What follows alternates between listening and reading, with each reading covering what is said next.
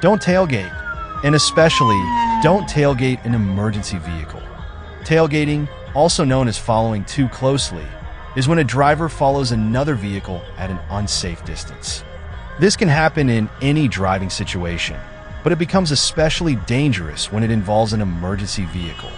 Here are 8 reasons why not to tailgate an emergency vehicle. 1. Reduced reaction time. Tailgating an emergency vehicle leaves minimal time to react to sudden stops, compromising safety on the road. 2. Limited visibility.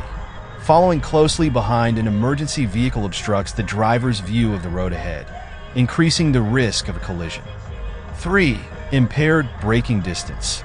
Tailgating compromises braking distance, especially in emergencies, leading to rear-end collisions and accidents. 4. Increased stress for emergency personnel. Tailgating adds unnecessary pressure and distractions to emergency responders, disrupting their focus and ability to navigate safely through traffic. 5. Danger to other drivers. Tailgating creates a ripple effect of hazardous driving behaviors among surrounding vehicles, increasing the likelihood of collisions and chaos on the road. 6. Potential for chain reaction accidents.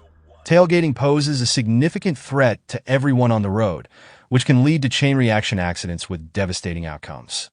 7. Violation of traffic laws. Tailgating an emergency vehicle is not only unsafe but also illegal, violating traffic laws in many jurisdictions. 8.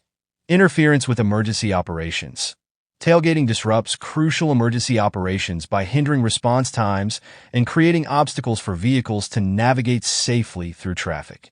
Aggressive driving, like tailgating and abrupt lane changes, may seem like shortcuts to reach your destination faster, but it heightens tensions on the road and puts everyone at risk.